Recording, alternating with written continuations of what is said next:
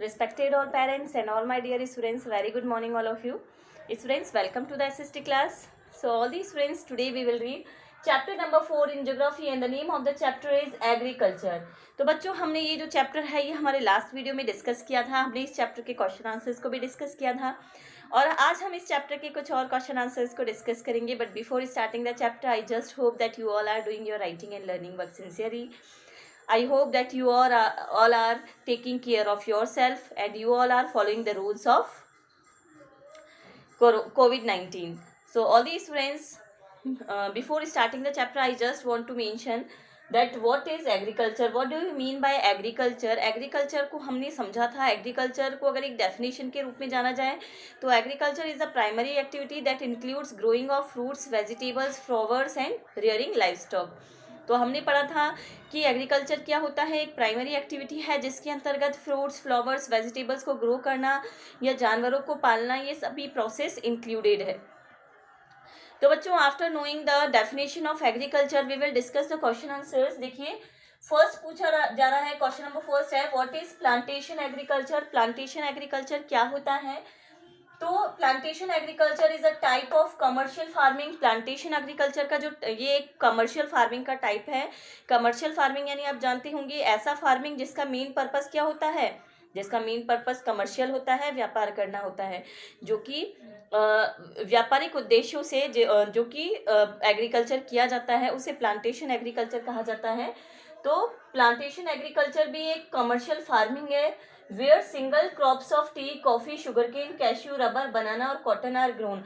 तो इसमें क्या होता है बच्चों, एक लार्ज एरिया में लार्ज जो प्लॉट होता है लैंड का, उसमें एक सिंगल तरह की क्रॉप्स ग्रो की जाती है. फिर चाहे वो कॉफ़ी हो, टी हो, शुगरकेन हो, कैश्यू हो, रबर हो, बनाना हो या कॉटन हो. तो मैं वापस से एक्सप्लेन कर रही हूँ. प्लांटेशन एग्रीकल्चर क्या होता है? It is a type of commercial farming. ये कॉमर्शियल फार्मिंग का एक ऐसा टाइप है जिसका मेन पर्पस क्या होता है, व्यापारिक होता है, व्यापार करना होता है. और इसके अंतर्गत क्या होता है, लार्ज प्लॉट पर, लार्ज एरिया पर एक सिंगल तरह की क्रॉप्स, चाहे फिर वो रबर हो, कैश्यू हो, बनाना हो, टी हो, कॉफ़ी हो, तो वो ग्रो की जाती है. तो what is plantation agriculture? Type of commercial farming where single crops of tea, coffee, sugarcane, cashew, rubber, banana और cotton are grown. Next question है, name the fiber crops and name the climatic conditions required for their growth. तो हमें fibre crops के name बताने हैं और हमें बताना है कि उनके लिए किस तरह की क्लाइमेटिक कंडीशंस की ज़रूरत होती है. तो देखिए, फाइबर क्रॉप्स दो हैं, एक तो जूट और एक कॉटन. ये दोनों ही फाइबर क्रॉप्स हैं और दोनों की ग्रोथ के लिए किस तरह का क्लाइमेटिक कंडीशन चाहिए होता है. हाई टेम्परेचर चाहिए, टेम्परेचर जहाँ पर बहुत हाई हो, जहाँ पर रेनफॉल भी ज़्यादा हो, हैवी रेनफॉल हो, और ह्यूमिडिटी बहुत ज़्यादा हो यानी नमी बहुत ज़्यादा हो, यानी कि high temperature, heavy rainfall and high humidity. तो देखिए, I am again revising these question answers. What is plantation agriculture? तो आंसर है, plantation agriculture is a type of commercial farming where single crops of tea, coffee, sugarcane, cashew, rubber, banana और cotton are grown. Next question है, name the fibre crops and name the climatic conditions required for their growth.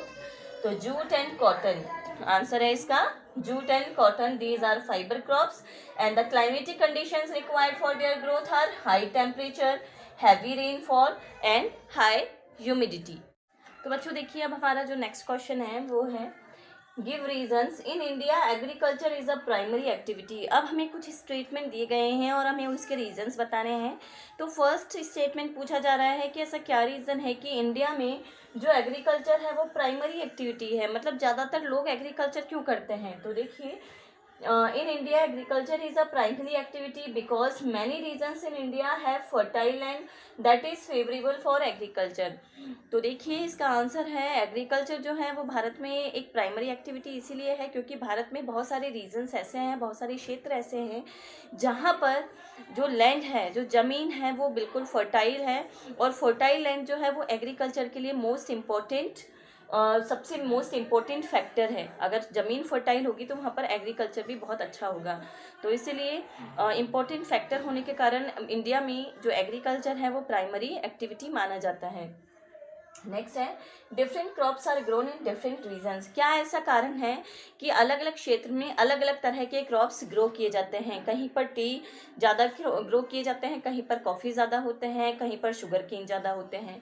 तो देखिए different crops are grown in different regions because growing the crops depend on factors such as favourable topography of soil, demand of produce, type of climate.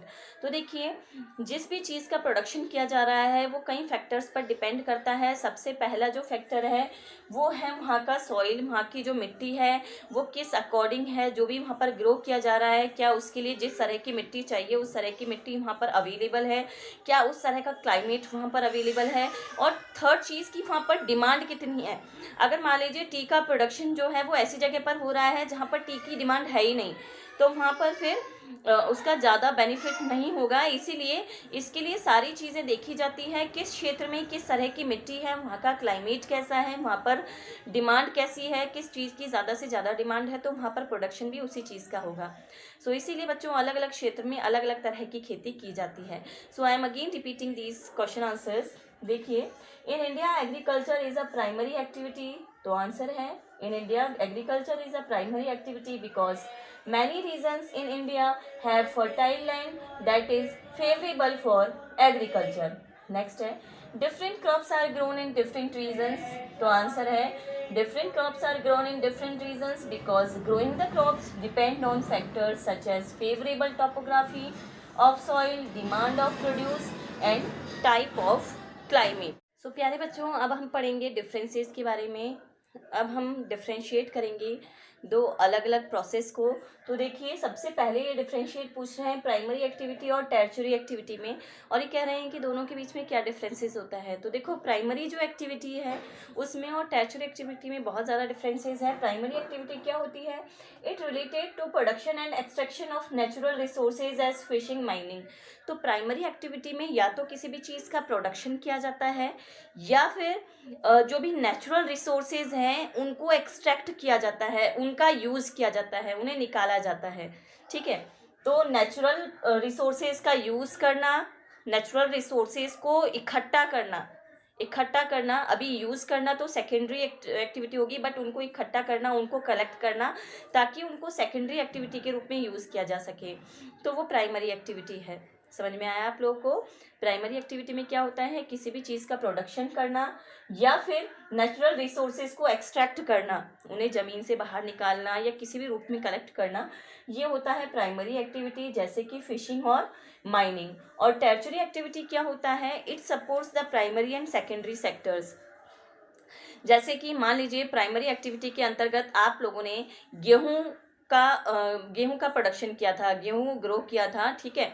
उसके बाद secondary activity में इस गेहूं का utilise करके इस गेहूं से ब्रेड बनाए गए। ओके, ब्रेड तैयार होने के बाद अब इसको मार्केट, आपने ब्रेड तैयार किया है ये तो कौन सी एक्टिविटी है? सेकेंडरी एक्टिविटी हो गई। और गेहूं का जो प्रोडक्शन किया गया था वो फर्स्ट एक्टिविटी हो गई, प्राइमरी एक्टिविटी हो गई। ब्रेड सेकेंडरी एक्टिविटी हो गई। अब इस ब्रेड को मार्केट तक पहुंचाने के लिए जिन ट्रांसपोर्ट का यूज़ किया जाता है वो है टर्शियरी एक्टिविटी। तो देखिए it's provide support to primary and secondary sectors as transport, banking. तो अब मार्केट तक पहुंचाने के लिए बैंकिंग की ज़रूरत होती है, ट्रांसपोर्ट की ज़रूरत होती है। तो ये सारी जो एक्टिविटी है वो कौन सी एक्टिविटी कहलाती है? ये कहलाती है टर्शियरी एक्टिविटी। नेक्स्ट है सब्सिस्टेंस फार्मिंग और इंटेंसिव फार्मिंग। इनके बीच में हमें डिफ्रेंशिएट करना है कि सब्सिस्टेंस फार्मिंग और इंटेंसिव फार्मिंग में क्या डिफरेंस होता है। तो देखो सब्सिस्टेंस फार्मिंग क्या है? The farmer practises to meet the needs of his family.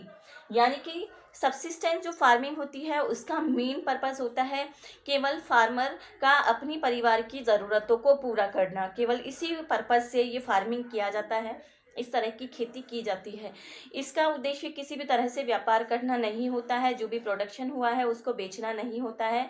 Farmer सिर्फ उतनी ही खेती करता है जितनी कि उसको इसके परिवार को ज़रूरत होती है। तो involves low levels of technology. इसके अंतर्गत टेक्नोलॉजी का एकदम लो लेवल यूज़ किया जाता है, हाई लेवल यूज़ नहीं होता है, क्योंकि उतने ज़्यादा लेवल की फार्मर को ज़रूरत नहीं होती है। इंटेंसिव फार्मर क्या है? द फार्मर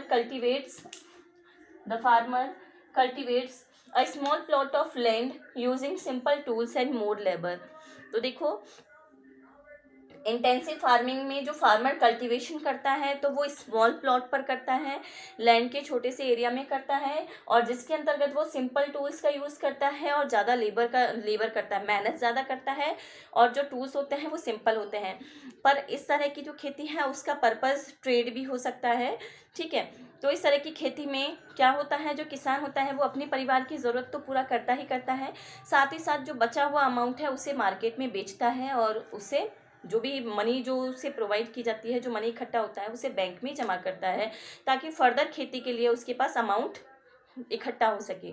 तो देखिए, सब्सिस्टेंस और इंटेंसिव फार्मिंग में यही डिफ्रेंशिएट होता है कि सब्सिस्टेंस फार्मिंग का जो उद्देश्य है वो केवल फार्मर का अपनी परिवार की ज़रूरतों को पूरा करना होता है, और इंटेंसिव फार्मिंग का उद्देश्य होता है कि अपने परिवार की ज़रूरत भी पूरा हो सके और थोड़ी बहुत कैश भी प्रोवाइड हो सके, कैश भी प्राप्त हो सके। तो इसके लिए फार्मर क्या करता है, अपने परिवार के लिए जितनी ज़रूरत है उतना अनाज रख के बाकी के अमाउंट को बेच देता है, और उसके बाद उसको जो भी मनी जो उसको मनी ग्रांटेड होती है, जो उसे मिलती है, उस मनी को बैंक में डिपॉजिट करता है, ताकि वो आगे जो भी खेती करेगा उसके लिए उसे जो बीज, फर्टिलाइजर्स, पेस्टिसाइड्स जो भी चाहिए तो वो ज़रूरत पूरी हो सके। So students, I am again revising this. Differentiate करेंगे। Primary activity related to production and extraction of natural resources as fishing, mining. Tertiary activity provides support to primary and secondary sectors as transport and banking. Next is subsistence farming and intensive farming. तो subsistence farming क्या है? The farmer practises to meet the needs of his family, involves low levels of technology. Intensive farming, the farmer cultivates a small plot of land using simple tools and more labor. So students, I hope that you have understood all the answers of this chapter. Now after discussing the question answers you have to watch the video carefully. आपको पूरा video ध्यान से देखना है, हर एक answers को ध्यान से समझना है। ध्यान से समझने के बाद आपको अपनी कॉपीज में राइट डाउन करना है। If you have any problem then you can ask me after this video. So till then all students keep learning, stay home, stay safe, take care all, and thank you for watching this video.